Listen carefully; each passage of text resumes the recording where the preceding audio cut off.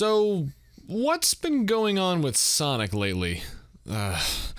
Let's talk about it. Whoa!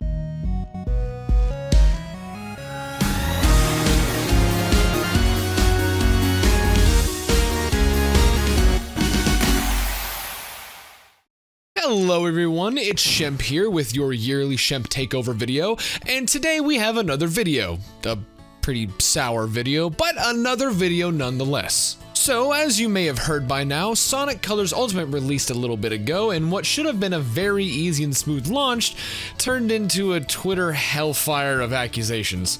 Don't worry, no one got cancelled, just a bunch of through the grapevine type stuff. Now, a quick heads up in case anyone doesn't know, Sonic Colors was a Wii game back in 2010 that got a remaster, not a remake, Activision. This port was handled by the team over at Blind Squirrel Games. Now, it made sense to remaster this game as it's one of the highest rated modern Sonic games on Metacritic, so why not play it safe and remaster a positively received game? Nothing could go wrong with that.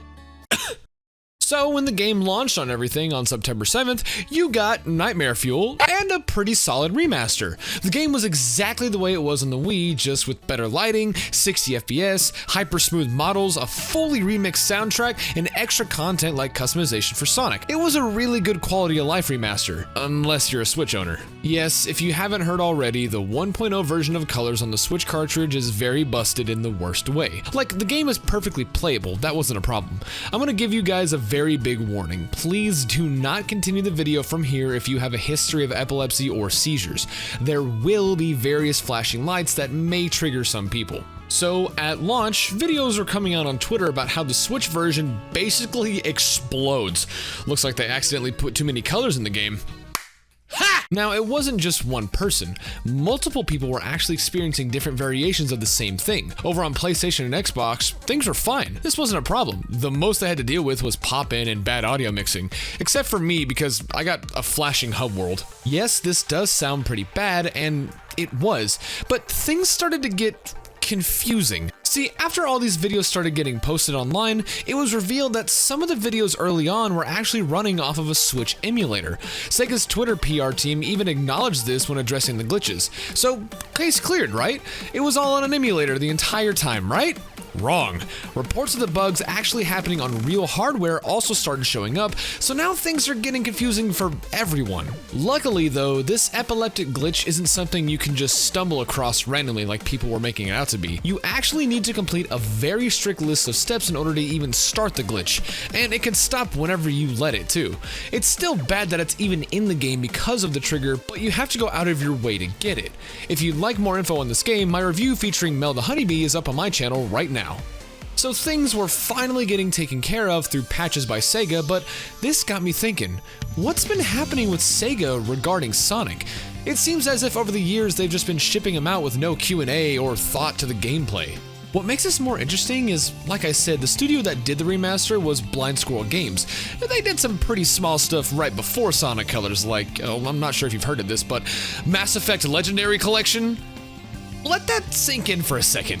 They've obviously done more before that, but to come straight from that remaster to this one and have it be in the way that it is? What happened? They've clearly shown that they're capable of great things. Well, doing a little bit of research, Blind Squirrel Games has a work ethic that seems very anti-Sega. Everyone gets proper work hours, certain days off, no massive crunch, etc. All done to make sure the projects get done on time so the employees don't get EA'd. To launch the game in that state with a company like this makes it seem like Sega is pretty at fault here. We all know that Ultimate was supposed to be announced last year a little after the movie came out, but when lockdown happened, everything got shifted. So with whatever state the game was in close to launch, Sega seemed to say, alright, just get it out. Now let's stop and think. Sega has more IPs other than Sonic, right? And all of those IPs get treated better than their blue mascot. For example, the Yakuza series has been exploding the past good number of years, and those games are properly funded, fleshed out, given more than enough dev power and time, and marketed accordingly. Super Monkey Ball, for how neglected it's been in the past, is still getting support from Sega, especially with the new game with all of its cameo characters. Lost Judgment, apparently the Demon Slayer game? Okay, that's news to me. Anyways, the point is, all of these franchises are getting more love and attention from Dad than the IP Sega's known for. I would would go as far as to say freaking Football Manager and 2 Point Campus are getting more love than Sonic. Let's take a look back from here. The last big release was Team Sonic Racing. While a good game, lacked heavily in content. Sonic Forces was a pretty big letdown as well. It seemed to have more than enough development time than other games, but as we know now, most of that time was just planning.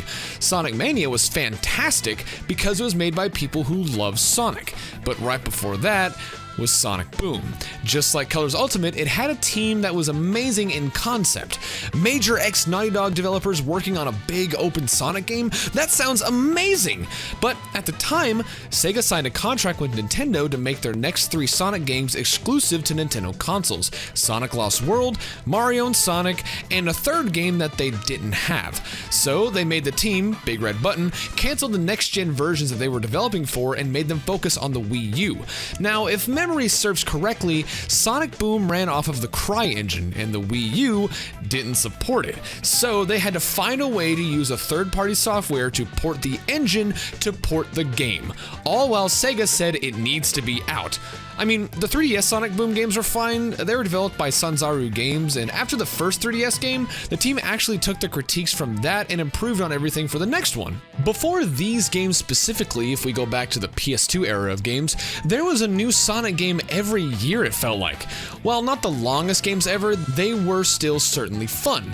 But as that yearly mentality went on, the more they lacked in quality, leading up to Sonic 06. But right after that, we got Sonic Unleashed. Now, say what you will about Unleashed, but you can't deny the amount of budget that went into this game. The opening cinematic alone is still so jaw-droppingly well done. I still can't believe that this is a game from 2008. Even the in-game presentation looks amazing. This game was extremely well made and fleshed out. Quality started to slowly rise after that, then immediately fell back down. It seems that for every good Sonic game, there's 5 bad ones right in front of it. Now, with Sonic Rangers being teased and then leaked by 4chan allegedly, the only thing I can hope for is the thing I've been hoping for since high school. I just hope it's good. SEGA, please, give the team the time they need, give them the budget they need, and the manpower. Sonic deserves better. I've no longer allowed myself to get my hopes up since they always get shot down every time. So, what do you think Sonic needs? More budget? A new team? A different publisher? Comment below and let me know. Hello everyone, welcome. Thank you for getting to the end of the video that I made for Canadian Guy A. It means a lot to me. If you want to support his channel, please subscribe down below. Please go to his live streams. If you want to help out the channel, there's a Patreon link in the description. You become a member, you can do all that cool stuff. Join the Discord. If you want to hear more of my dumb, beautiful voice, you can go to my channel at shempyt.com or youtube.com/shempofficial. I just put out a video on this Sonic Colors Ultimate Remaster with Mel the Honeybee. If you watch it, I'll kiss you. Thank you. Thank you for watching, and I'll see you guys in the next video.